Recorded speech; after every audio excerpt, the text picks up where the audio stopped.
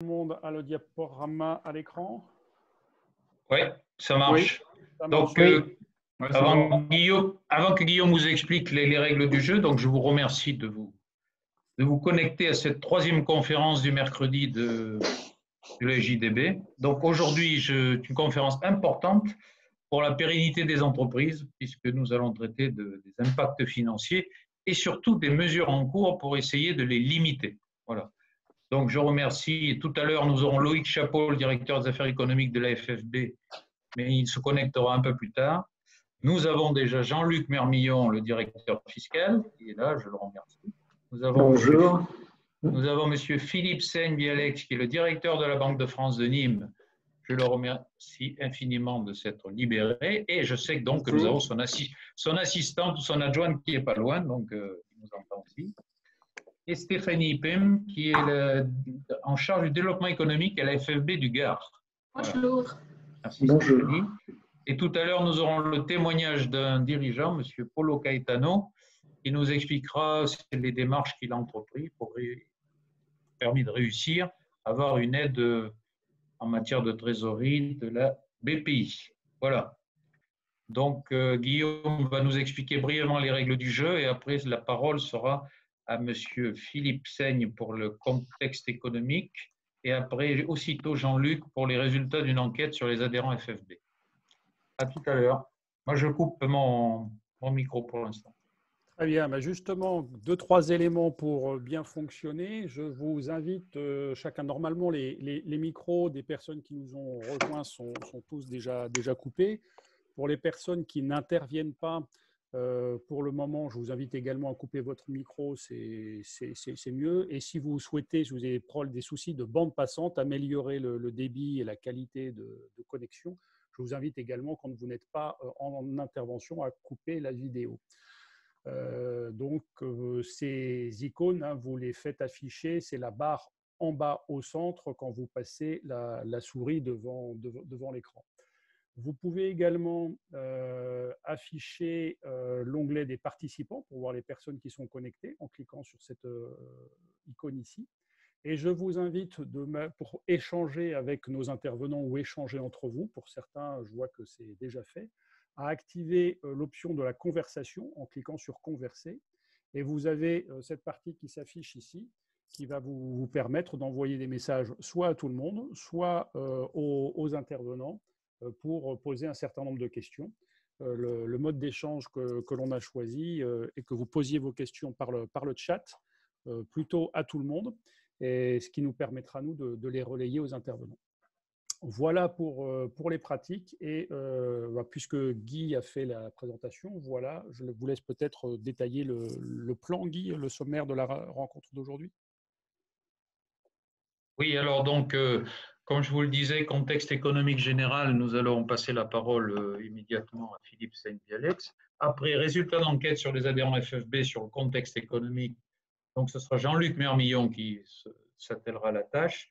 Les aides financières directes aux entreprises et cas particuliers des TNS, puisque nous avons eu beaucoup de questions pour les TNS, donc c'est aussi Jean-Luc qui continuera. Report de charges fiscales et frais fixes, c'est encore pour lui. Ensuite, M. Philippe Seigne reparlera de la cotation Banque de France et des nouvelles pratiques qui sont la banque s'adapte, et surtout du rôle du correspondant en matière de conciliation, le correspondant pour les petites et moyennes entreprises. Le prêt garanti par l'État qui concerne toutes les banques, là aussi ce sera M. Philippe Seigne, plus si à ce moment-là Loïc Chapeau, directeur des affaires économiques, devrait nous rejoindre et nous donner des compléments. Il nous parlera aussi de l'assurance crédit et nous aurons 2 témoignages. Le prêt BPI obtenu par M. Caetano, le gérant de l'entreprise Lunemapa, et le passe-rebond Occitanie, dont nous parlera Stéphanie, en sachant que c'est une illustration, mais qu'il y a beaucoup de conseils régionaux qui ont mis en place des dispositifs particuliers. Donc, je crois qu'on peut y aller, si l'ordre du jour est clair. OK, donc je démarre sur l'introduction générale concernant l'économie. Aujourd'hui, on a eu une estimation du FMI qui nous apprend que son évaluation pour l'économie mondiale est une récession de 3% en 2020, alors qu'il annonçait encore une croissance de 3,3% en janvier. Donc on voit l'impact énorme de la crise sanitaire sur l'économie mondiale. Comme je suis à la Banque centrale, je vais vous parler très rapidement des mesures qui ont été prises au niveau européen par le Conseil des gouverneurs de la Banque centrale européenne. Ces mesures s'appliquant ensuite dans tous les pays de la zone euro et donc notamment en France sous l'égide de la Banque de France. Donc la Banque centrale européenne a pris deux mesures très importantes en mars, dans les premiers jours de mars. La première, c'est essentiellement pour faciliter le financement des entreprises, des PME et des ETI. Il s'agit de permettre aux banques d'emprunter à un horizon de 3 ans auprès des banques centrales de l'eurosystème à un taux négatif pour un montant qui pourra aller globalement sur la zone euro jusqu'à 3 000 milliards d'euros. Donc, ça va permettre aux banques de se financer à taux négatif auprès des banques centrales pour prêter aux entreprises, donc aux PME et aux ETI. La deuxième mesure qui a été prise 3 jours plus tard vise plutôt des agents qui se financent sur les marchés, c'est-à-dire les grandes entreprises et les États. Et donc, la Banque centrale a lancé un nouveau programme d'achat de dette publique et de dette d'entreprise pour un montant de 750 milliards, ce qui, en s'ajoutant au programme qui existait déjà, fait un montant de l'ordre de 1 000 milliards d'euros. L'objectif, là, c'est de créer de la liquidité aussi et de faire en sorte que les taux soient très bas, non seulement à court terme, mais aussi sur une échéance plus longue, quasiment jusqu'à 10 ans. Donc, globalement, l'ensemble des banques centrales de la zone euro s'est donc engagé sur un programme de 4 000 milliards, ce qui représente à peu près un tiers du PIB de la zone euro pour soutenir l'économie. Donc, l'objectif, c'est d'injecter des liquidités dans le système financier pour que tous les agents économiques, que ce soit les entreprises, les ménages ou les États, puissent se financer et puissent ainsi compenser la chute de leurs revenus du fait de la récession qui s'est engagée et qu'on puisse étaler cette chute de revenus, les effets négatifs de cette chute de revenus sur une période très très longue. Et c'est la raison pour laquelle les États s'endettent massivement pour soutenir l'économie, parce que c'est les États qui sont le plus à même de supporter sur une très longue période un endettement aussi long et donc de pouvoir amortir les effets négatifs de l'économie. Par rapport à ces effets-là, nous, à la Banque de France, nous faisons régulièrement des enquêtes de conjoncture et les enquêtes que nous avons faites début avril nous ont montré des résultats qu'on avait déjà un petit peu anticipés, mais qui se trouvent confirmés par les 8 500 contacts qu'on a eus avec des chefs d'entreprise.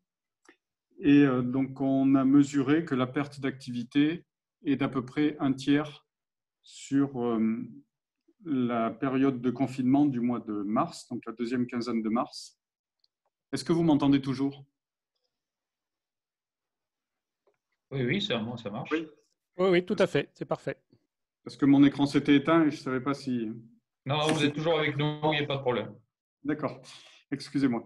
Donc, on a mesuré pendant la deuxième quinzaine de mars qu'une chute d'activité d'à peu près un tiers, grâce à ces enquêtes que nous avons faites auprès de chefs d'entreprise et qui ont confirmé des études macroéconomiques que nous faisions en parallèle. Et la conclusion de cette enquête est que globalement, on perd 1,5 point de croissance par quinzaine de confinement et ça représente 1 point de déficit budgétaire supplémentaire. Donc l'évolution économique, j'allais dire la croissance, mais ce n'est pas une croissance puisque c'est une récession. L'évolution économique au premier trimestre, c'est moins 6%. Et globalement, on devrait avoir encore 5 fois 1,5. Donc, globalement, on devrait avoir entre 6 et 8% de récession jusqu'à la fin du confinement. Au-delà, on ne fait pas de prévision encore sur la croissance 2020 parce que c'est un petit peu prématuré, parce que les comportements des entreprises évoluent aussi au fil de la période de confinement. Certaines qui s'étaient totalement arrêtées sont en train de reprendre progressivement. Et puis, on ne sait pas encore très bien évaluer la manière dont l'économie française va repartir, d'autant que ça va être très très différent selon les secteurs d'activité. Et c'est aussi très différent selon la période de confinement. Ce que l'on sait en revanche, c'est que l'on sera en récession cette année, c'est évident. On n'arrivera pas à compenser après le confinement la perte d'activité que l'on aura accumulée pendant toute cette période. Et ce que l'on sait aussi, c'est que le déficit budgétaire va s'accroître de 5 à 10 points de plus, ce qui correspondra à une augmentation de l'endettement du pays à peu près dans les mêmes proportions. Donc, certaines parlent de 112%, nous on ne l'a pas encore évalué, mais globalement ça sera entre 105 et 115% d'endettement alors qu'on frôlait les 100% jusqu'à maintenant. Donc voilà pour cette situation du pays qui est particulièrement négative. Mais dans cet environnement négatif, on a deux choses qui sont à l'inverse très très positives. C'est qu'on a une monnaie particulièrement solide. Donc ça nous permet d'avoir des taux d'intérêt à zéro, ce que nous ne pourrions pas faire si on n'avait pas l'euro qui était aussi solide. Et ce taux d'intérêt à zéro, eh bien, ça nous permet d'avoir des financements à faible taux, aussi bien pour les États que pour les entreprises et les particuliers. Donc c'est vraiment un atout essentiel puisqu'on est en train d'augmenter dans des proportions considérables l'endettement, donc on le fait quasiment à un taux de zéro. Et l'autre atout que l'on a particulièrement en France, c'est que l'on a un système financier qui est aussi très très solide, avec des banques qui sont bien plus solides qu'il y a 10 ans, puisque entre la dernière crise et la crise économique que nous vivons, les capitaux propres des banques ont plus que doublé. Alors, ce n'est pas le fait du hasard, c'est le fait des exigences réglementaires que la Banque centrale a demandé aux banques de respecter. Et donc, on leur a demandé d'augmenter de manière très, très importante leurs fonds propres pour qu'elles soient plus solides dans la perspective d'une éventuelle crise.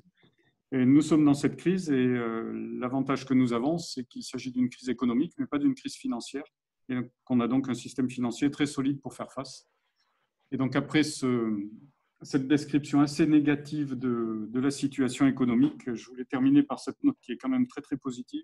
C'est que nous avons les moyens de faire face au point de vue financier et que ça va nous permettre d'étaler les conséquences de cette crise sur une longue période et donc d'avoir un certain nombre de mécanismes qui se mettent en place pour aider les entreprises, pour aider aussi les particuliers, notamment avec toutes les mesures de chômage partiel et d'aide sociale que nous avons en France, qui permettent non pas de faire disparaître ni de gommer, mais de réduire les effets négatifs de la crise économique. Voilà pour cette perspective assez large de l'économie telle que nous pouvons la voir actuellement.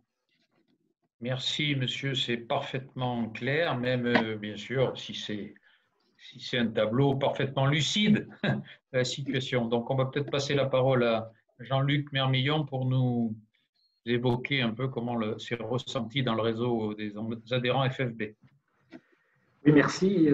Donc, il y a une enquête lancée le 26 mars auprès de l'ensemble des adhérents de la FFB. Alors, il faut noter que seulement 48 heures après l'envoi du mail, il y avait un taux de réponse qui était autour de 15%, ce qui est énorme pour ce type d'enquête. Et donc, ça montre l'intérêt et l'envie des entreprises de s'exprimer sur cette situation exceptionnelle. Alors, ce que je vais vous évoquer, les chiffres sont arrêtés au 30 mars 2020. Donc, après, on ne sait pas, on va relancer, mais aujourd'hui, ce que je vais vous dire, c'est arrêté au 30 mars 2020.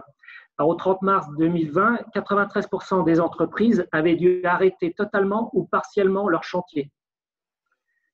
Deuxième point, 69% des entreprises se déclaraient fermées, avec dans le Grand Est 78%, et à l'inverse 63% en Bourgogne-Franche-Comté et en Normandie. Alors, si on combine à la fois les structures fermées et celles qui déclaraient des chantiers interrompus, l'activité du bâtiment était arrêtée globalement à hauteur de 91%, ce qui est énorme, avec des pointes dans le Grand Est à 94%, en Île-de-France et dans les Hauts-de-France à 93%, à l'inverse, Normandie se situait à 83%. Alors, si on distingue selon les typologies d'entreprises, l'arrêt est moins marqué pour les moins de 11 salariés, puisque cet arrêt se chiffre à 87%. Et par contre, au-delà de 11 salariés, enfin au-delà de 10 salariés, le chiffre s'établit à 93%, donc arrêté à 93%. Par contre, il y a peu de différence entre gros œuvre et second œuvre. C'est-à-dire on se situe à 89% pour le gros œuvre et à 91% pour le second œuvre.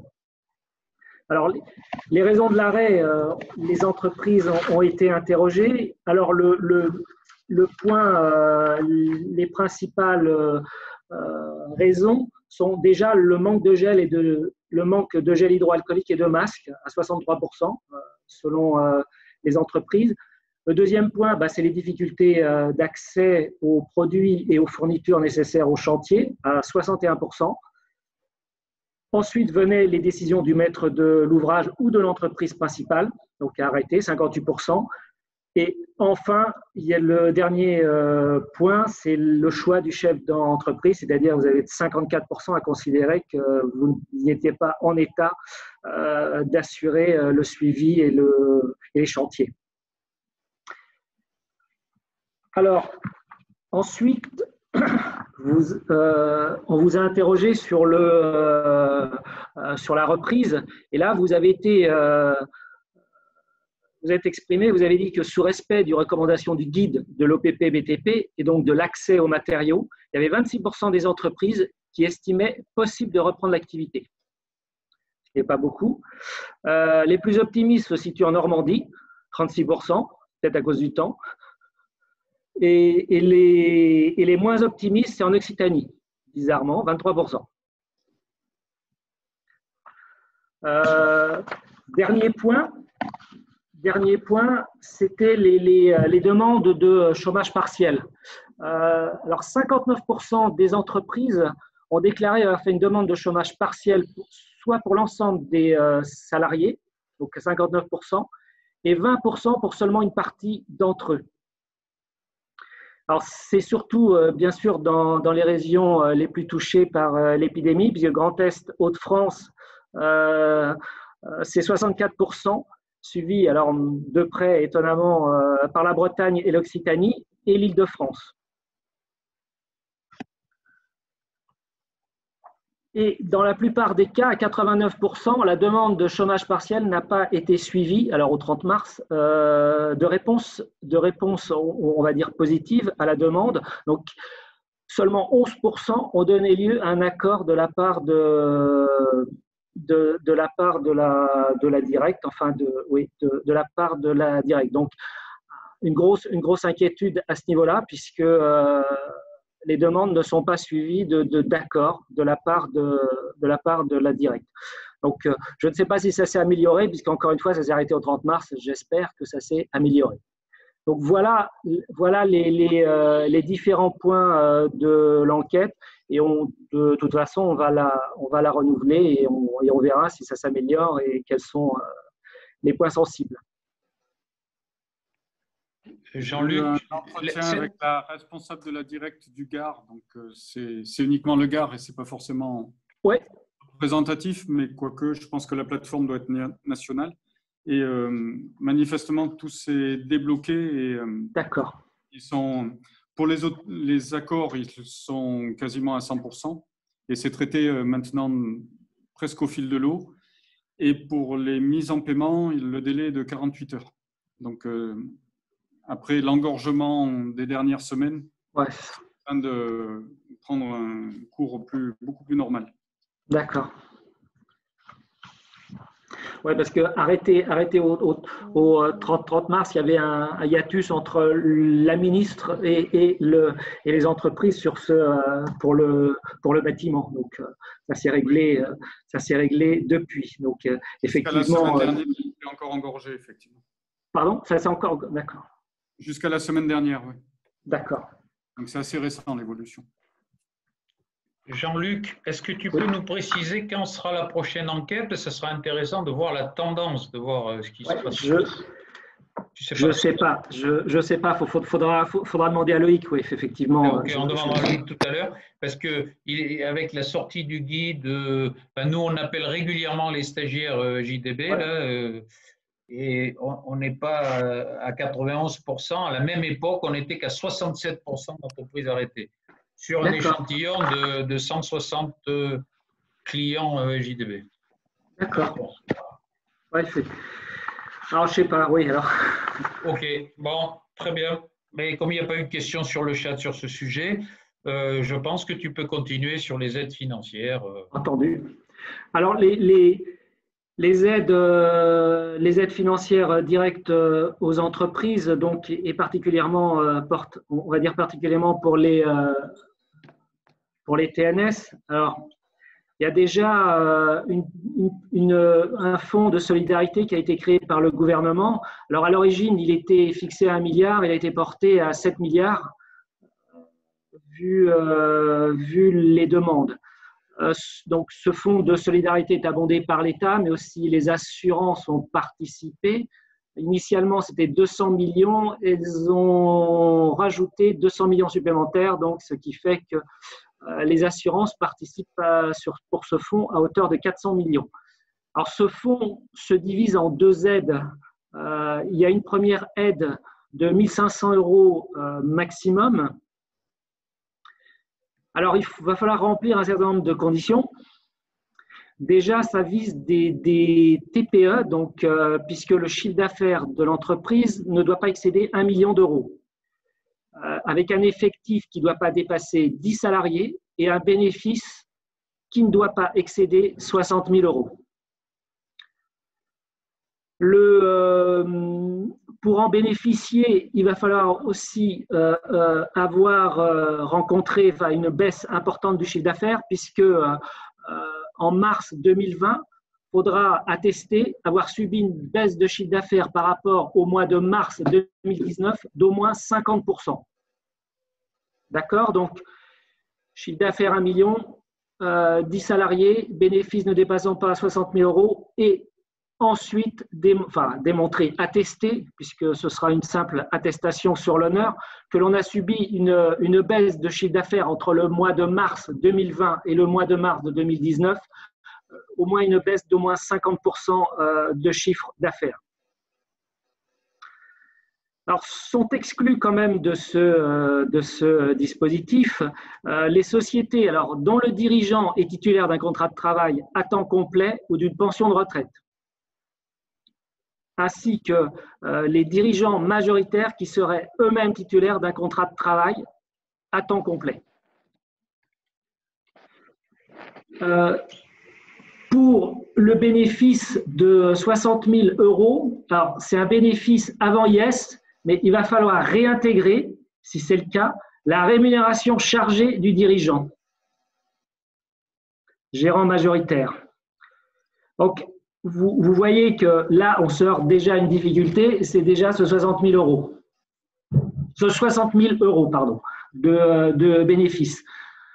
Parce que dans la communication initiale, c'était un bénéfice avant IS, mais il va falloir rajouter, si le dirigeant est rémunéré, sa rémunération et ses charges sociales.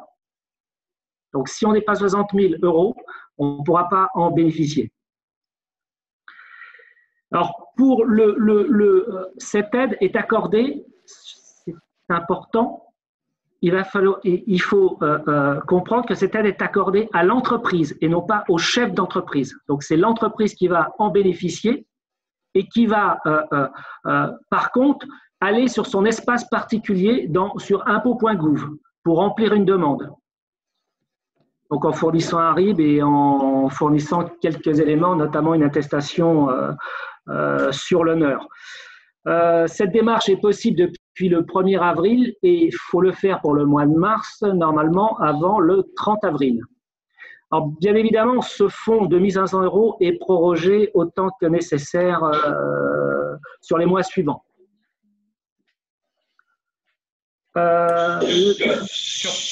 Jean-Luc, j'interviens juste. Il y a une question sur le dirigeant majoritaire salarié.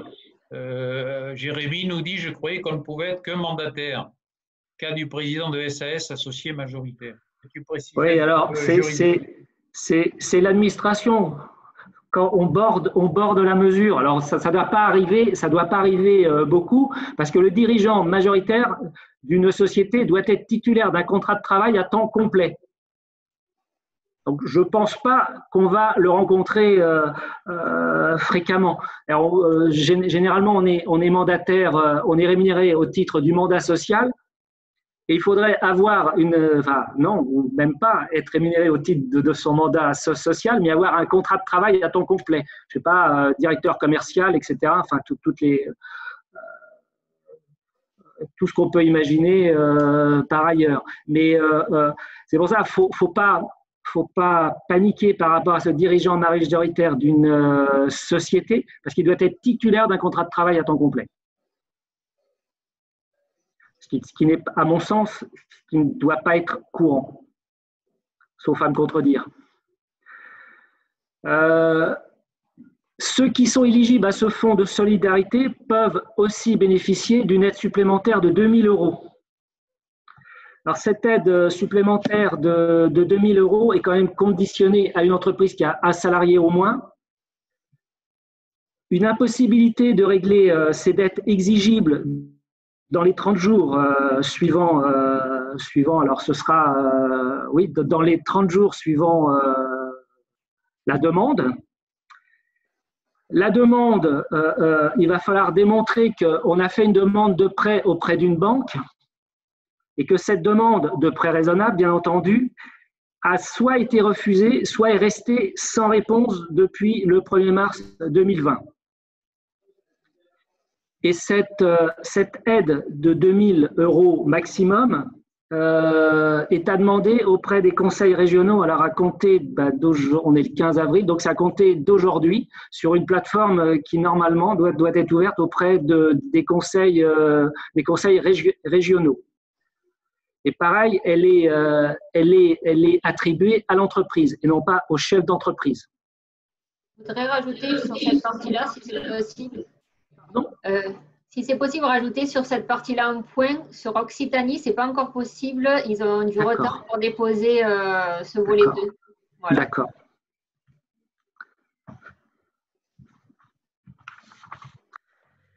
La deuxième aide est une aide alors là qui vient du CPSTI, donc pour les travailleurs non salariés, TNS, puisque le CPSTI c'est l'ex-RSI. Et là, il faut noter que le versement est fait au profit du chef d'entreprise, non pas à destination cette fois de l'entreprise.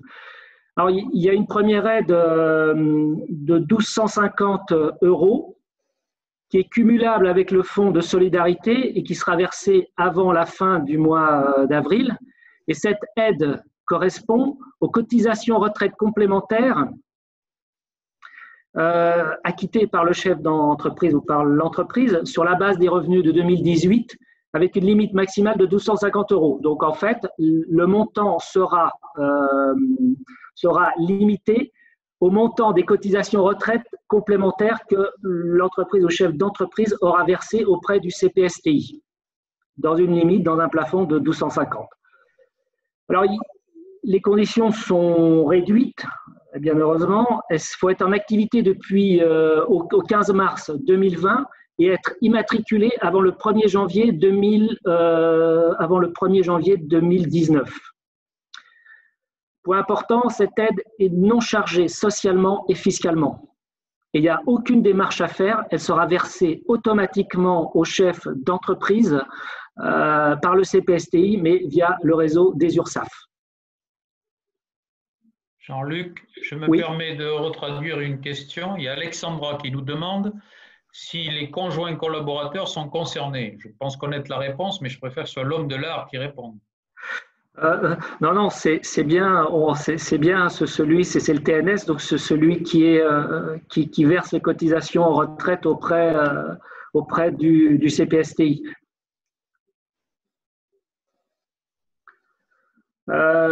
La deuxième aide est une aide spécifique, donc CPSTI. Alors, là, j'ai un certain nombre de conditions.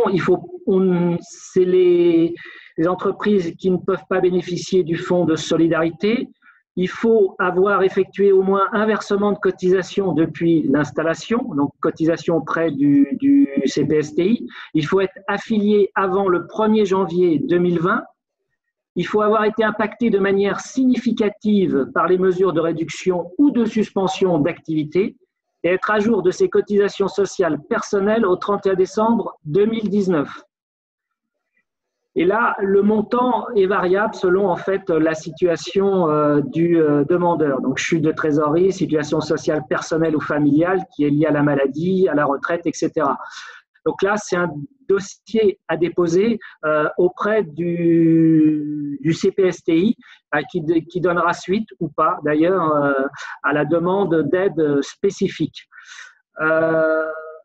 Alors, je ne sais pas, comme normalement, il n'y a que des adhérents FFB, je vous invite à consulter la fac économie fiscalité qui est sur le site FFB, parce que notamment, vous aurez le lien vers le formulaire qui vous permet éventuellement, si vous le souhaitez, de demander cette aide spécifique.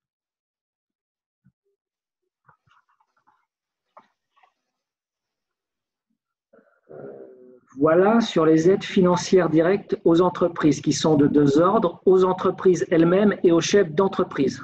Donc via un fonds gouvernemental qui est alimenté et qui a été augmenté de manière plus que substantielle, 1 milliard à 7 milliards, et par les assurances, et d'autre part des aides directes aux chefs d'entreprise, mais là qui sont abondées par le CPSTI. Voilà. Ok, ben je continue. Tu peux continuer sur les reports de charges, ça va intéresser pas mal. Alors, il y a des reports de charges fiscales et des frais fixes. Alors, j'insiste, je ne parle que des charges fiscales, les charges sociales, je ne les évoquerai pas. Alors, les échéances fiscales, il y a simplement pour les entreprises, celles que vous avez pu décaler sont l'IS, l'acompte d'IS mois de mars. Alors, si vous l'avez acquitté, il n'est pas encore trop tard pour demander à l'administration le remboursement de ce versement d'acompte. Vous faites votre demande auprès du service des impôts des entreprises sur votre espace professionnel cette fois, et non pas particulier. D'autre part, si par hasard vous êtes mensualisé sur les impôts locaux, vous pouvez demander l'arrêt des échéances mensuelles de ces impôts locaux, taxes foncières, CFE, et payer en fait ce que l'on appelle à l'échéance. Donc, c'est-à-dire soit au mois d'octobre, soit au mois de novembre, selon les différents impôts, CFE ou taxes foncières. D'autre part, en tant que si vous êtes à l'impôt sur le revenu, donc artisan non propre ou entreprise à l'impôt sur le revenu, vous pouvez, à partir de votre espace particulier, différer les acomptes, vos prélèvements d'impôt sur le revenu qui se font via ce qu'on appelle des acomptes, vous pouvez décaler sur votre espace particulier. Alors, si vous êtes mensualisé 3 acomptes, ou si vous êtes au trimestre, vous pouvez décaler un trimestre. Donc, sur votre espace particulier, vous verrez, vous demandez le report de paiement, soit de 1, 2, 3 échéances si c'est mensuel, ou un acompte trimestriel, un seul acompte si vous êtes au trimestre. Ensuite, si malheureusement vous avez des problèmes pour acquitter les impôts, alors directs, je me permets d'insister, c'est-à-dire l'IS, la cotisation foncière des entreprises ou la CVAE, vous pouvez, en apportant des éléments concrets sur votre situation financière, demander à l'administration une remise d'impôt direct. Ça permet de rebondir sur la TVA, à savoir que la TVA, le gouvernement a été très clair, il est hors de question de remettre la TVA. Déjà, pour une raison très simple, la TVA représente 40% des rentrées fiscales de l'État. sachant que lors de la présentation tout à l'heure du projet de loi de finances rectificative, le gouvernement s'attend à une baisse des rentrées fiscales de 42 milliards sur un montant, si je ne dis pas de bêtises, de 350 milliards. Donc, vous imaginez facilement que si l'administration se met à reporter la TVA, il va y avoir de gros problèmes au niveau budgétaire.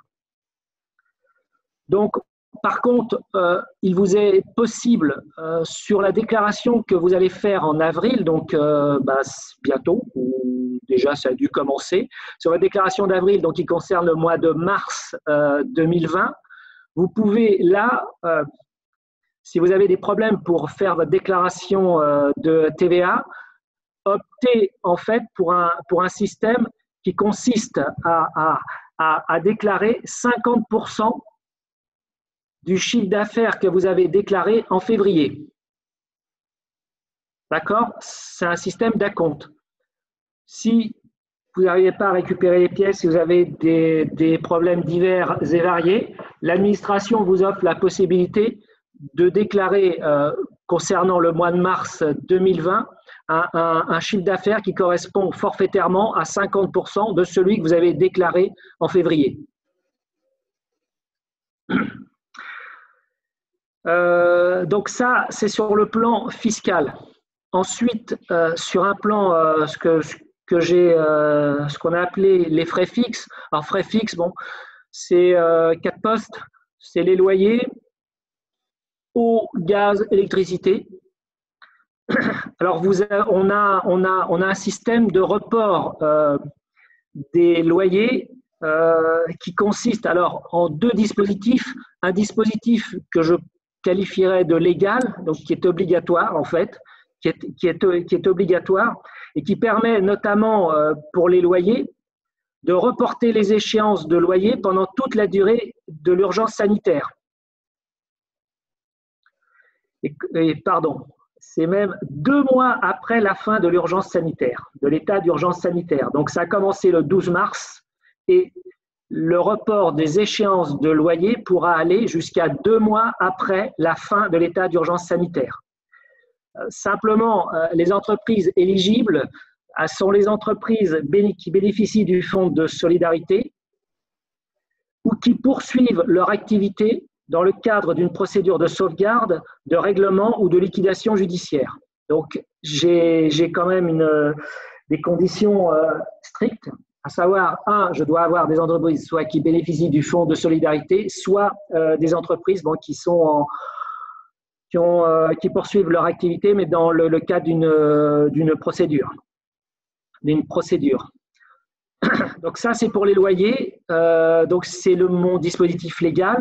Pour les l'eau, gaz et EDF, il y a obligation de maintenir la fourniture de gaz, EDF ou eau, y compris en l'absence de paiement de la part des entreprises.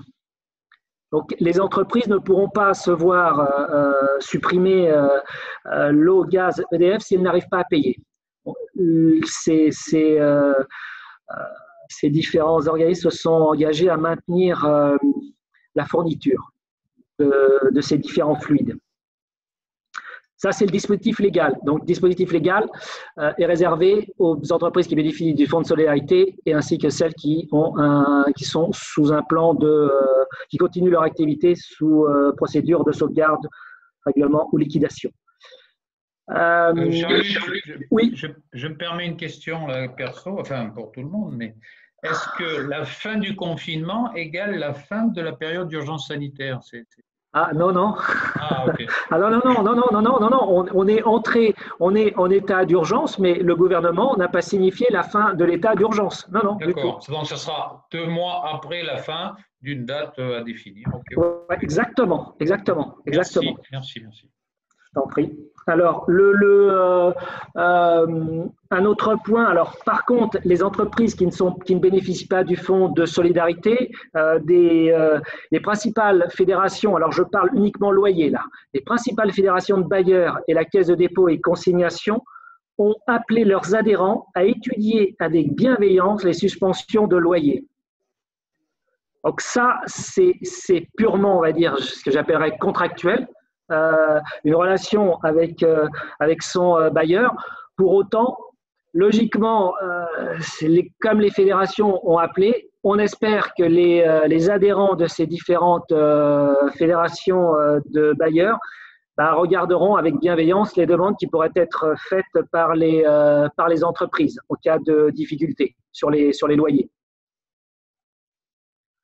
Voilà. Voilà sur les frais fixes. Ok, écoute, c'est parfaitement clair, les explications. Donc peut-être que maintenant, je n'ai pas eu d'autres questions.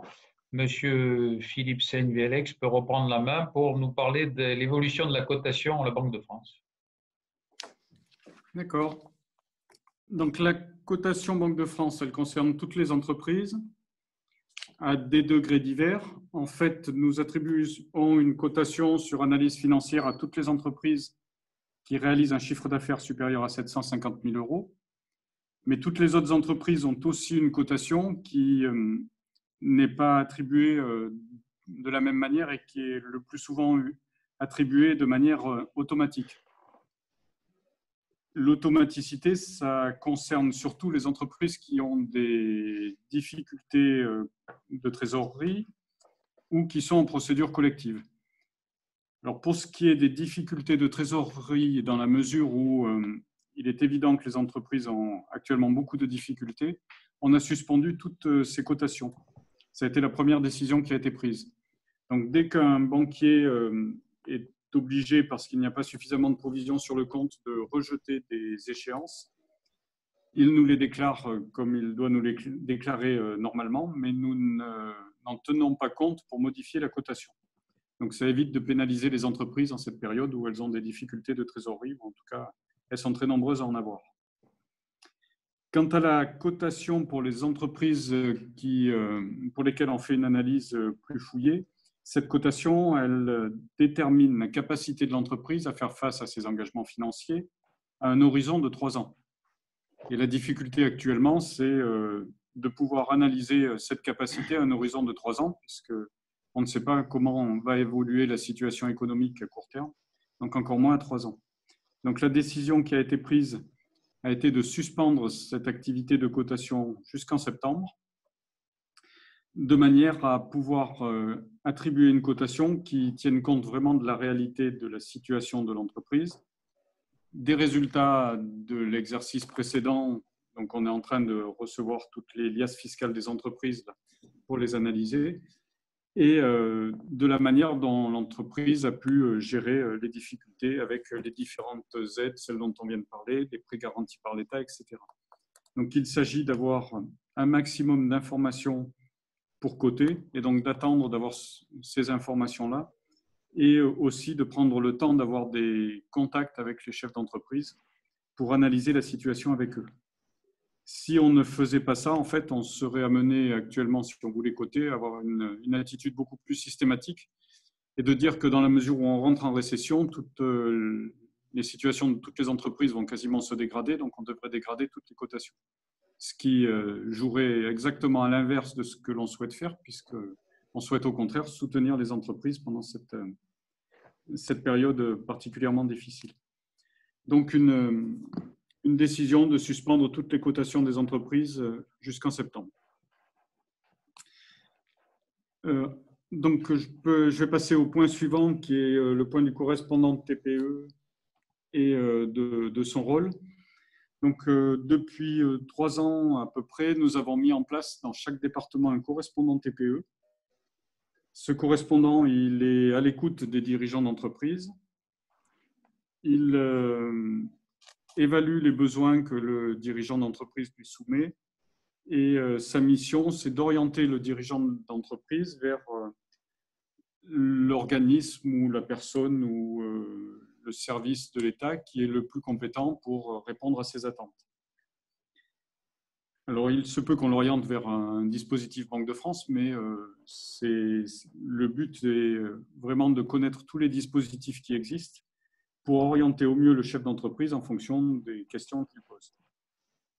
Pour contacter ce correspondant TPE, il y a un numéro vert. Donc, c'est le 0800 08 3208. Je vous enverrai un mail peut-être avec ces références. Donc, vous pouvez le redire, on le tapera à la fin. Là. 0800 32 08, c'est ça? 0800 08 32 08. D'accord. Et il y a une adresse mail, c'est TPME, numéro du département, donc TPME 30 pour le Gard, TPME 75 pour Paris, TPME 12 pour l'Aveyron, @banque-france.fr. Donc TPME, numéro de département, @banque-france.fr. Merci. Et donc, dès que le correspondant TPE d'un département est contacté, il rappelle le chef d'entreprise et il évalue avec lui les besoins et l'oriente vers le service ou la personne la plus compétente pour le soutenir. Parallèlement à ça, et compte tenu de la crise que nous traversons, on a un produit Internet de diagnostic d'entreprise qui s'appelle Opal, qui était jusqu'à présent un produit payant que toute entreprise pouvait utiliser, pour lequel on donne un accès gratuit.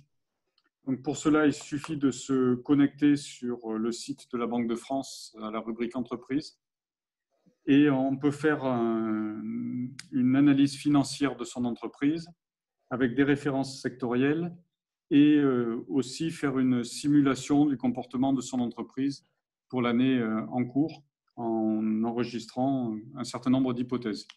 Et on peut faire plusieurs scénarios, faire varier ces hypothèses. Donc ça, c'est totalement gratuit, avec quelques conditions de mise en œuvre. Donc il faut que nous ayons les liasses fiscales des entreprises et que ce ne soit pas des liasses, des comptes simplifiés, parce que sinon on n'a pas suffisamment d'éléments pour faire quelque chose de sérieux. Et donc, si on ne les a pas, il faut que le chef d'entreprise nous les transmette. Alors, il peut nous les transmettre par mail, enfin, il peut contacter le correspondant TPE. On a une procédure facilitée pour faire cet accès à cette prestation Opal qui est gratuite. Et pour les entreprises qui ont des comptes simplifiés pour lesquels on ne peut pas leur fournir cette prestation gratuite, elles ont la possibilité d'avoir accès à un tableur pour faire une simulation de trésorerie. Alors, c'est une fiche Excel qui est relativement simple, mais c'est un outil justement facile d'utilisation et qui peut être utile pour des toutes petites entreprises qui n'ont pas forcément l'outil ou qui ne savent pas exactement comment simuler ce tableau de trésorerie. Donc là, il y a différentes rubriques qui sont prévues et qui permettent de bien balayer toutes les possibilités auxquelles il faut penser pour établir son projet de trésorerie.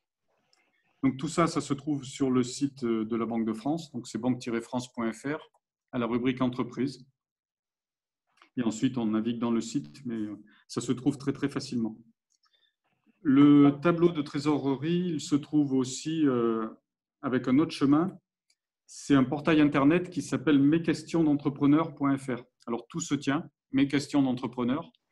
Donc, il n'y a pas d'accent, il n'y a pas d'apostrophe, tout se tient.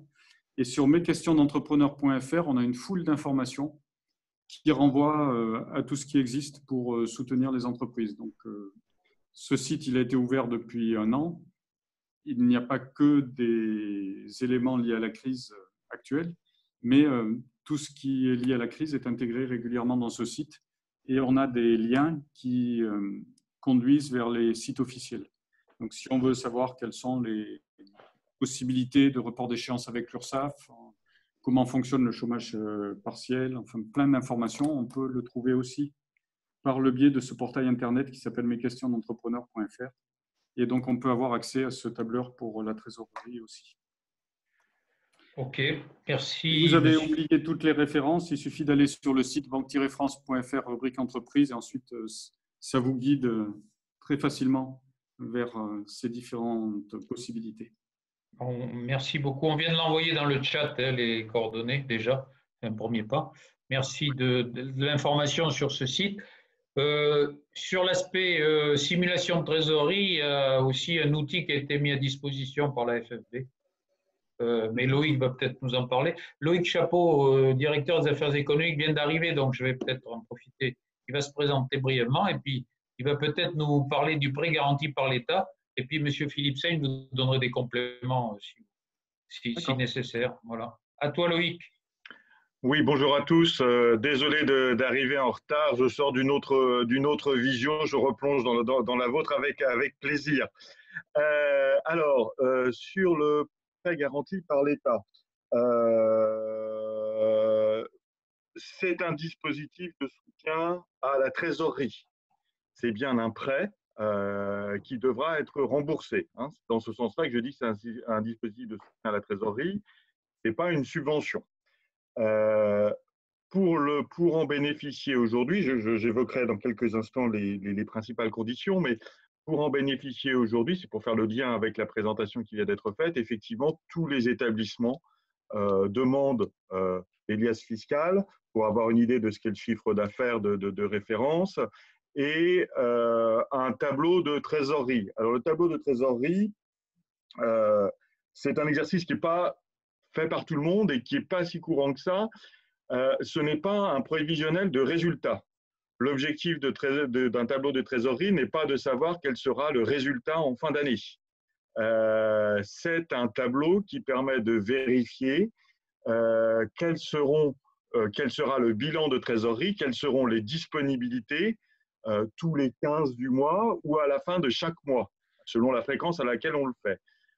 Et pourquoi est-il demandé? Eh bien, parce que l'établissement de crédit, par ce biais-là, cherche à savoir, d'abord, si vous avez un besoin de trésorerie, ce qui est très probablement le cas dans la crise que nous traversons, et deuxièmement, si vous êtes en capacité, si vous serez en capacité de rembourser ce prêt à l'échéance d'un an, mais avant cela, à l'aide de ce prêt, si vous êtes en capacité de payer tous les frais que vous allez avoir à payer, ou si finalement le prêt de trésorerie ne permet pas de passer l'impasse de trésorerie et donc ne vient qu'ajouter du risque à l'entreprise, à la situation de trésorerie, la situation immédiate de l'entreprise. Voilà pour le descriptif général du dispositif. Alors, qu'est-ce que c'est que ce prêt de trésorerie? Je pense que beaucoup de vous en ont entendu parler. C'est un prêt qu'on demande, et même on l'a même pratiqué, c'est un prêt qu'on demande à sa banque. La banque va analyser un dossier et il est bien clair dans les documents officiels que la mécanique est celle-là, que la banque n'accorde pas systématiquement. Quand vous prenez les foires aux questions de Bercy, par exemple, il est signalé qu'une banque peut refuser un prêt de trésorerie si elle estime que l'entreprise a suffisamment de trésorerie. C'est le cas notamment pour ce qui concerne les grosses entreprises, hein, mais la banque peut refuser pour ce motif-là, c'est écrit noir sur blanc. Deuxièmement, elle peut refuser si elle estime que cela va vous mettre en risque, comme je l'évoquais.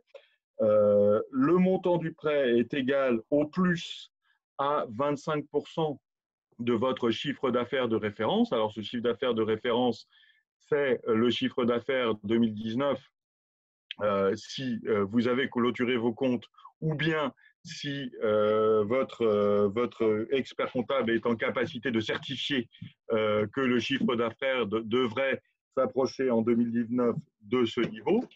Et puis,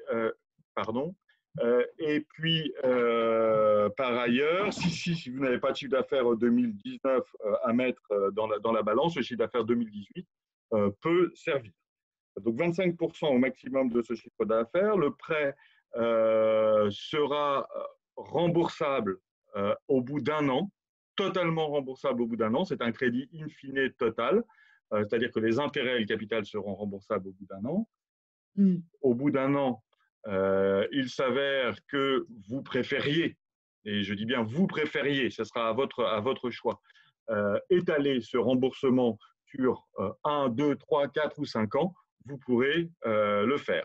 Les conditions de ce crédit sont les suivantes. Pour l'année qui vient, la banque vous fait payer un taux d'intérêt à son coût de refinancement. Donc, c'est-à-dire qu'en gros, le taux d'intérêt est de 0% aujourd'hui, compte tenu de ce que sont les coûts de refinancement. À ce taux d'intérêt s'ajoute le coût de la garantie BPI, qui est dans le cas d'une PME de 0,25% l'an. Donc, le coût global du crédit pour la première année, c'est de 0,25% l'an. Au-delà de cette première année, eh bien, le coût sera fonction d'un taux d'intérêt que définira la banque, qui n'est pas défini aujourd'hui. Ça sera au moment de décider de prolonger les échéances que la banque négociera avec vous un taux d'intérêt. Et puis, il faudra rajouter à ce taux d'intérêt une garantie dont le taux va croissant au fur et à mesure qu'on allonge la durée du crédit. Enfin, quand je dis qu'elle va croissant, ça veut dire qu'on passera de 0,25 à 0,50 pour les 2 premières années dans le cas des PME, et puis on relèvera encore de la même ampleur au-delà. Mais c'est pas, ce sont le coût de la garantie restera en tout état de cause assez faible. Il y a une question qui avait été posée dans le chat. J'allais te le dire, oui, la question du chat d'Edouard Bastien. Que je salue au passage. Je la redis, faut-il avoir une cotation minimum pour bénéficier du prêt garanti par l'État? Voilà. Alors, en droit, non. Ceci étant dit, les banques se sont engagées avec l'État à étudier rapidement, à être souples sur les banques cotées au sens de la notation Banque de France qu'évoquait M. Sainz-Vialex il y a quelques instants, 5+ ou mieux.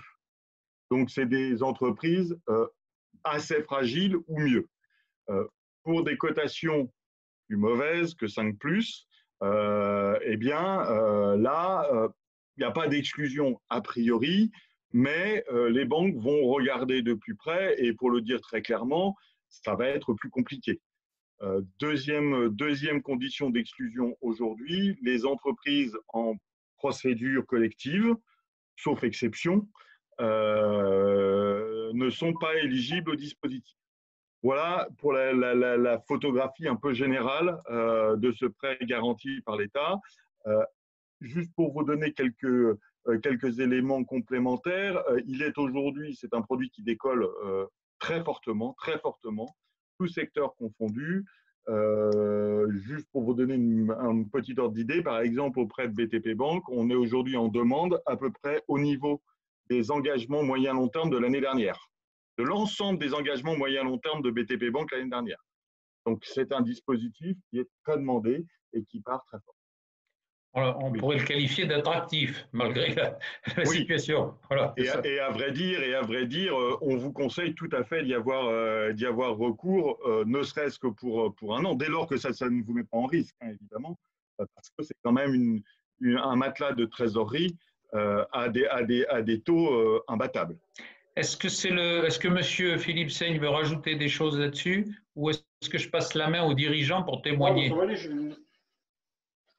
Je vais rajouter 2 mots, mais très rapidement. Ouais. Donc, effectivement, c'est un soutien à la trésorerie.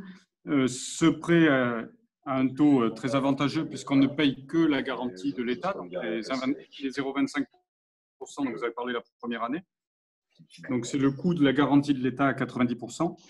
Donc, les banques ne conservent que 10% de risque, en fait. C'est ce qui fait la difficulté pour les entreprises qui n'ont pas une cotation favorable, donc en deçà de 5+. D'accord. Les banques se sont engagées donc, par négociation entre la Fédération bancaire française, la Banque de France et le ministère de l'économie à octroyer très largement ce prêt garanti par l'État à toutes les entreprises cotées 5+ ou mieux. Mais vous l'avez compris, quand je vous ai parlé de la cotation, il n'y a avec une cotation de ce type-là que les entreprises qui font plus de 750 000 € de chiffre d'affaires. Donc, on a négocié avec la Fédération bancaire française pour que les banquiers utilisent leur système interne de cotation de la même manière qu'ils peuvent utiliser le système de cotation de la Banque de France, mais pour toutes les entreprises qui font moins de 750 000 € de chiffre d'affaires. Donc, en fait, c'est toutes les entreprises qui sont cotées jusqu'à 5+ ou équivalent dans le système de cotation de chaque réseau bancaire qui peuvent bénéficier de ces prêts garantis par l'État de manière pas vraiment automatique, mais presque. La difficulté, c'est donc pour les 15% d'entreprises qui ont une cotation dégradée, parce qu'elles sont justement en situation de fragilité financière. Donc là, ça va être plus compliqué, effectivement. Et c'est la raison pour laquelle on a la médiation du crédit à la Banque de France qui est en train de monter en puissance, parce qu'on recueille tous ces dossiers d'entreprises qui se voient refuser un PGE parce qu'elles ont une situation financière très dégradée, avec pour mission d'essayer de trouver une solution, ce qui n'est pas simple du tout. Mais voilà la situation dans laquelle nous sommes actuellement. Donc, il y a une très, très forte demande de prêts garantis par l'État et une explosion des demandes de dossiers de médiation du crédit qui sont déposés à la Banque de France pour toutes ces entreprises donc, qui n'y ont pas accès de manière simple. Pour terminer, en tout cas en ce qui me concerne sur ce sujet, on a eu quelques inquiétudes il y a une quinzaine de jours lorsque le dispositif a été mis en place pour les entreprises en plan de sauvegarde ou en plan de continuation qui semblaient être exclues et qui en fait ne le sont pas.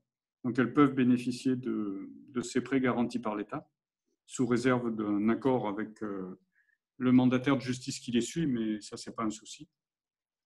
Et on attend des évolutions pour les entreprises dites en difficulté qui ont perdu plus de la moitié du capital social, qui normalement sont exclues de fait.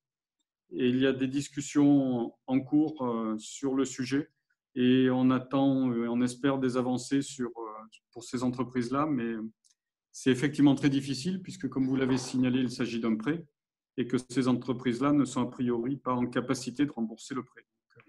Il faut essayer de trouver des solutions pour aider quand même des entreprises qui sont très fragiles, mais qui, en situation normale, continuent à vivre et à assurer des emplois et de l'activité économique. Donc, il faut autant que possible éviter qu'elles partent en liquidation, mais c'est vraiment le sujet qui nous préoccupe actuellement. Très bien, merci beaucoup, Monsieur Philippe Seyne-Bialek. Je propose, on reviendra sur l'assurance crédit après, Loïc. Je pense que c'est pas mal que Monsieur Paulo Caetano nous explique comment il a fait pour obtenir des fonds. Si on peut. Oui, bonjour. Bonjour Paulo. Mets ta caméra si tu veux ma caméra. Voilà. Si, je suis sur mon téléphone. Je n'ai pas pu me connecter sur l'ordinateur, donc je suis sur mon téléphone. Okay. Donc voilà. Donc je ne sais pas si tu me vois, si vous m'entendez. Si c'est bon, on te voit et on t'entend. Et ce que je te propose, c'est de te présenter l'entreprise et que tu expliques les démarches que tu as fait auprès de la BPI. D'accord. Donc je me présente. Donc Paulo Caetano. Donc je suis gérant de la société l'Unimapa, donc société en rénovation du corps d'État. Donc 37 salariés exactement, donc avec un chiffre d'affaires qui tourne à peu près à 7 millions d'euros, à peu près annuel. Donc nous, par rapport à ces dossiers-là, donc j'ai fait ça avec l'aide de mon expert comptable, donc pour faire la demande de prêt des BPI. Donc on avait fait une demande d'à peu près de 15% de notre chiffre d'affaires qui n'a pas été acceptée parce que la banque, la conseillère, elle a estimé qu'on n'avait pas besoin d'autant. Donc, elle a décidé de nous prêter à peu près dans les 8% de notre chiffre d'affaires, chose qui a été acceptée donc, en passant par deux banques. Donc, la banque principale à 80% et la deuxième banque à 20%. Donc, on a préparé tous ces dossiers-là. Donc, comme M. Chapeau il a expliqué tout à l'heure, donc fournir le bilan 2019, donc notre carnet de commandes, notre besoin de trésor jusqu'à un mois d'octobre, on peut payer de demande jusqu'au mois d'octobre. Donc, on a fourni tout ça et à partir de là, on a eu une réponse positive au bout de 15 jours à peu près. Donc, voilà. Donc, ce que je peux témoigner pour l'instant là-dessus. Ça veut dire que concrètement, l'entreprise dispose des fonds dès à présent, au bout de 15 jours. Tout à fait. C'est-à-dire, les fonds, ils n'y sont pas, ils vont être début de semaine prochaine, disponibles au début de semaine prochaine. Parce qu'on n'a pas activé encore, parce qu'on n'avait pas besoin de ces fonds tout de suite. Ces fonds, ma banque, elle a estimé qu'on aurait eu besoin à partir de 15 avril à peu près. Donc, voilà. D'accord. Est-ce qu'il y a une indiscrétion à te demander, en sachant qu'on met ça sur YouTube après, donc je préfère te le dire avant, à te demander à quel taux tu as bénéficié? Je te laisse libre arbitre pour répondre ou pas. Le taux, c'est à taux zéro pour l'instant, la première année. Hein. D'accord. C'est jamais remboursable, c'est à taux zéro la première année. Donc après, c'est varié et pour l'instant, je n'ai pas encore les chiffres exacts là-dessus, donc je ne peux pas trop témoigner là-dessus. D'accord. D'accord. Bon, voilà. Donc, écoute, ça peut dire pour l'instant. Ça a fait un bol d'air pour ta trésor quand même. Tout à fait, parce qu'on n'était pas sûr de pouvoir, c'est-à-dire comme on a payé les salaires et tout ça, on a continué à payer la TVA, chose qu'on était obligé, les charges. Donc, on n'a pas payé les charges en complet, mais on a payé une grosse partie des charges pour pas laisser trop de charges non plus en arrière. Donc, voilà. Et j'avais mes fournisseurs du mois de mars et les fournisseurs du mois d'avril à payer, donc il fallait qu'on soit à jour. Donc, voilà. Donc c'est dans ces eaux-là. Très bien, écoute, merci infiniment Il y a Loïc qui veut échanger avec toi. Vas-y Loïc, il n'y a pas de problème. Oui, juste au regard de votre expérience, je voulais évoquer un point. Oui. Vous n'avez touché pour l'instant que 8% de votre chiffre d'affaires 2019. Vous pourrez donc jusqu'à la fin 2020 compléter, faire une demande complémentaire de prêt jusqu'à concurrence de 25%. La banque l'acceptera ou l'acceptera pas, et plusieurs demandes de prêt peuvent être faites jusqu'à concurrence de 25% de l'affaire. D'accord, je vous remercie. Je ne savais pas ça, par contre, je ne savais pas. Loïc, il y a une question, c'est pourquoi la banque principale demande de faire le prêt sur plusieurs établissements? Alors, il y a un deuxième complément d'information qui est important. Un établissement de crédit ne peut pas vous accorder un prêt garanti par l'État en baissant la ligne d'encours qu'elle vous a accordée. La ligne d'encours qui préexistait à la demande du PGE doit être maintenue. Ça signifie que lorsque la banque va vous accorder le PGE, évidemment, il y a plus de risques, mais ce plus de risques, il vaut aussi sur la ligne de crédit qu'elle vous avait accordée précédemment. Donc, pour limiter cette prise de risque, les banques essayent de répartir entre plusieurs établissements le montant du crédit accordé. C'est probablement ça qui est derrière. Ce qu'il y a derrière aussi, c'est un problème de concurrence pour les entreprises qui sont multibancarisées, parce que les banquiers ne veulent pas qu'il y ait l'un des partenaires bancaires qui accorde le PGE et pas les autres. Et ce qu'ils souhaitent, c'est que chacun participe au PGE dans la même proportion qu'il participe au financement historique, si on peut dire, de l'entreprise. Puisque le PGE se fait à taux zéro avec garantie de l'État à 90%. Donc, c'est un prêt particulièrement intéressant. Donc, il ne s'agit pas, du point de vue des banquiers, que l'un d'eux augmente sa part de marché vis-à-vis d'une entreprise sans que les autres puissent en profiter. Donc, ils demandent à ce qu'il y ait la plus grande transparence et à ce que chaque fois qu'il y a un pool bancaire, chacun prenne sa quote-part en fait, du PGE. Ce que je voulais vous dire aussi, c'est que le délai est très rapide. Normalement, c'est 5 jours. Alors, pour M. Caetano, c'était un peu plus long, probablement parce qu'il a été dans les premiers à demander ce PGE et que toutes les règles, toutes les dispositions n'étaient pas encore arrêtées. Donc, et on attend encore des informations, normalement, qu'on devrait avoir ce soir ou peut-être demain. Donc, les choses évoluent dans la mesure où c'est quelque chose de très nouveau et que des questions apparaissent au fil du temps. Donc, ça explique des délais qui ont été un petit peu plus longs que ce qui était prévu au départ dans la phase initiale de lancement du projet.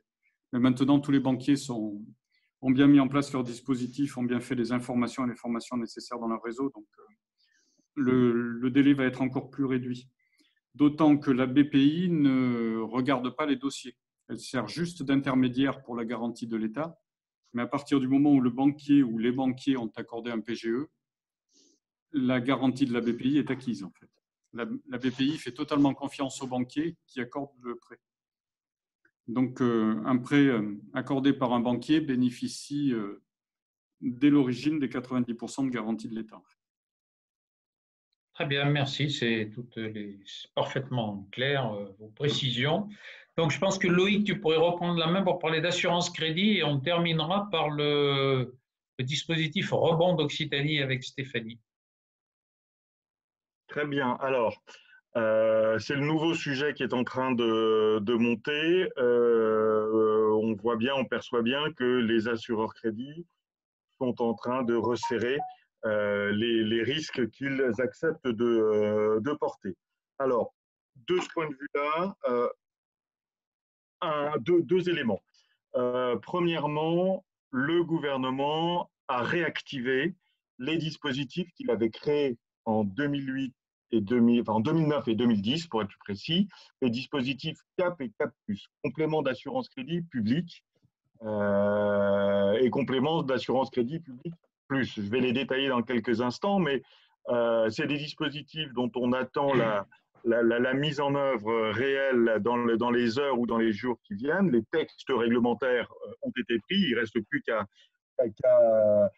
mettre en place les chaînes informatiques. C'est attendu, donc comme je vous le dis, d'ici la fin de semaine. Ces dispositifs ont un objet simple. Lorsqu'un assureur crédit annonce à une entreprise qu'il ne souhaite plus couvrir ses clients, eh bien, l'entreprise peut demander à mobiliser le dispositif de complément d'assurance crédit public, la caisse de réassurance, donc l'État, on va faire simple. Dans ce cas-là, s'il l'accepte, prend une part du risque et laisse l'autre part à l'assureur crédit. Mais du coup, l'assureur crédit voit le risque qu'il porte fortement diminuer, ce qui permet a priori de relever la ligne d'encours garantie. Est-ce que j'ai été clair dans mon propos? Écoute, visiblement, ça a l'air. Enfin, bon. Je n'ai pas de chat ni de main qui se lève. Bon. Alors, deux dispositifs, comme je le disais. D'abord, le CAP. Le CAP, c'est dans le cas où un assureur crédit annonce qu'il va réduire la ligne qu'il souhaite couvrir. Il ne la supprime pas, il la réduit. Dans ce cas-là, si l'assureur crédit en est d'accord, le gouvernement, via la caisse de réassurance, pourra prendre 50% du risque, du risque pris sur l'entreprise couverte, l'assureur crédit gardant l'autre moitié. Donc, si je prends un exemple pour être plus clair, votre fournisseur bénéficiait, pour ce qui concerne vos encours, d'une couverture à 100 €. L'assureur crédit estime que vous êtes un risque trop élevé pour lui, qu'il veut ramener l'encours à 25 €. L'État peut, dans ce cas-là, intervenir à la demande de votre fournisseur et dire, eh bien, écoutez, vous remontez la ligne de crédit à 50 € par exemple, moi j'en prends 25 en garantie et vous gardez 25 en garantie. Ça, c'est l'exemple minimum. Ce qui est plutôt souhaité, c'est qu'on remonte à 75 voire 100% à 100 €, pardon, avec une prise de garantie à moitié par l'État. Deuxième dispositif, le CAP+, l'assureur crédit de votre fournisseur décide cette fois de couper totalement la garantie qu'il portait sur vos lignes d'encours. Dans ce cas de figure, à la demande de votre fournisseur, sous réserve que votre assureur, que l'assureur crédit de votre fournisseur estime votre risque de faillite inférieur à 6% dans l'année qui vient, il peut demander une couverture à une large majorité par l'État de votre ligne d'encours. Voilà, donc là, il s'agit de réactiver une possibilité de délai de paiement fournisseur, en quelque sorte, couverte, alors que l'assureur crédit voulait s'en dégager totalement. Voilà les deux dispositifs qui ont été mis en place. En 2009-2010, ils avaient plutôt bien marché. Et donc, ils avaient permis à un certain nombre d'entreprises de continuer à bénéficier de délais de paiement auprès de leurs fournisseurs et de délais de paiement assez importants. On espère qu'il en ira de même cette fois-là. Il y a toutefois une condition pour que cela puisse fonctionner. Les assureurs crédits couvrent un risque court, puisqu'il s'agit de vos délais de paiement, en quelque sorte. Donc, comment font-ils pour coter votre entreprise et estimer le niveau de cotation qu'ils peuvent vous accorder? Eh bien, ils s'appuient sur des éléments disponibles partout pour ceux qui les publient. Donc, par exemple, vos bilans, vos comptes de résultats. Ils vont chercher, bien évidemment, la cotation Banque de France, mais tout ça, c'est des indicateurs plutôt de moyen terme. Comme ils cherchent à couvrir des risques court terme, ils ont besoin aussi d'une information plus immédiate, souvent sur l'entreprise. C'est la raison pour laquelle les principaux assureurs crédit de la place, depuis un mois en gros, appellent toutes les entreprises pour essayer de récupérer de l'information. Vous pouvez choisir d'y répondre, de dialoguer avec eux, ce qui leur permettra d'avoir une idée de la situation immédiate dans laquelle vous vous trouvez. Vous pouvez bien évidemment refuser ce dialogue.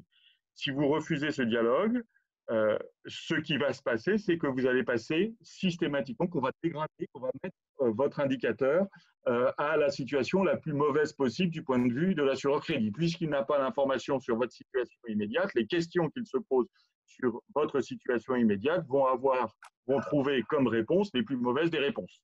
Voilà, donc le risque, il est là. Deuxième élément d'information, pour en finir avec l'assurance crédit, tous les assureurs crédit se sont engagés à prévenir à un mois à l'avance les entreprises qu'ils décotent. Alors, ils se sont engagés, la réalité est souvent un peu en deçà de cet engagement aujourd'hui. Et il y a néanmoins un petit codicile à cela, c'est que pour être informé, il faut que les assureurs crédit vous connaissent, et donc il faut que vous vous soyez inscrit sur leur site, que vous ayez donné vos coordonnées. Vous pouvez vous inscrire librement sur le site de tous les assureurs crédit. On vous fera repasser éventuellement les liens qui permettent de le faire. Cette inscription vous permet d'être systématiquement informé un mois avant votre changement de cote. Si l'assureur crédit ne respecte pas cela, dans le cas où vous êtes bien inscrit sur son site, là, il ne respecte pas ses engagements et là, on pourra aller le chercher. Voilà donc pour la description générale des dispositifs qui vont être mis en place, qui devraient permettre d'alléger un peu la pression sur un segment qui est en train de connaître un resserrement assez fort. Pour compléter sur ce sujet, donc le fait que l'on n'attribue plus les cotations sur impayés aux entreprises joue effectivement favorablement vis-à-vis des assureurs crédit, puisqu'on évite ainsi d'envoyer un signal négatif à court terme.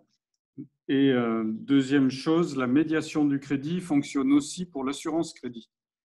Donc, en cas de difficulté avec un assureur crédit, il est possible de solliciter le médiateur du crédit comme en cas de refus d'un crédit bancaire. Très bien, c'était important de préciser que la médiation était possible sur ce dispositif aussi. Oui. Je pense que maintenant, on peut passer la main à Stéphanie, la parole en l'occurrence, en sachant que ce qu'elle va présenter est propre à l'Occitanie, mais que pour avoir été connecté hier avec une réunion sur Nouvelle-Aquitaine, j'ai vu qu'il y avait aussi des dispositifs. Donc, comme nos connexions sont sur tout le territoire, n'hésitez pas à regarder côté de vos conseils régionaux respectifs. Voilà, à vous Stéphanie. Merci. Donc oui, là je vais vous parler d'une aide que la région a mise en place mercredi dernier. Là c'est plus une aide pour anticiper la reprise économique. Donc c'est le pass rebond. Déjà auparavant, Occitanie avait une aide qui était le pass Occitanie. C'est exactement la même aide, sauf qu'ils ont élargi les critères en termes de type d'entreprise, mais aussi sur le montant d'investissement. Donc, en fait, c'est une aide sur de l'investissement, donc sur un projet à la fois d'achat de matériel de production neuf, ou bien sur une partie de transition numérique, ou bien des projets innovants ou tout ce qui est écologique. Et la région finance 50% de ces projets. Donc, c'est vraiment une fourchette. Vous pouvez investir jusqu'à 400 000 euros et donc une aide plafonnée à 200 000 euros direct. Donc, c'est vraiment une aide, ce n'est pas un prêt. Et il faut bien sûr que les montants de vos fonds propres soient au même montant que l'aide. Ça, il faut bien regarder. Après, c'est un petit dossier à monter avec un site de la région. Ça prend, par contre, il faut avoir en tête à peu près 6 mois entre le dépôt et la réception de l'aide, parce qu'en fait, le dossier se pose sur ce statut sur devis. Donc, tout se monte sur devis. Il faut un document, un devis, un cabis, être à jour de ses cotisations forcément sociales et fiscales et la dernière liasse fiscale. Voilà le dossier très simple à monter. Nous, à la Fédération du bâtiment, auparavant sur le pass Occitanie qui était limité à 40 000 euros, on est arrivé à monter des dossiers jusqu'à 2 millions d'aides sur 1 an et demi. Et là, depuis mercredi, il y a déjà 6 dossiers qui représentent à peu près 300 000 € d'aide qui sont déposés en région. Donc vraiment, la région Occitanie essaye au maximum de faire reprendre l'activité. Donc essayez vraiment d'aller voir votre FEDE et la région pour voir s'il y a des aides comme ça où ce n'est pas négligeable, 50% du financement. Donc n'hésitez pas. Je sais que la région Occitanie vraiment travaille énormément sur ça, sur des petits dossiers qui ne sont pas compliqués à monter. Par contre, les critères d'éligibilité sur les entreprises pour toutes les régions, c'est à savoir il faut au moins avoir un salarié et être constitué en société SARL. En nom propre, ça ne fonctionne pas, ni en micro-entreprise. Ce sont vraiment des critères importants. Et là, vous pouvez avoir jusqu'à 250 salariés sur le passe rebond et avec un plafond de chiffre d'affaires à 50 millions. Donc après, j'ai tout dit parce que c'est vraiment un petit dossier d'aide très simple à monter et très rapide. Attends. Merci Stéphanie, j'étais en sourdine. Et nous, donc, ayez le réflexe, là c'était l'occasion puisque nous avions le directeur de la Banque de France de Nîmes, la FFB du Gard, de parler de l'Occitanie, mais regardez dans vos régions, il y a certainement des aides régionales.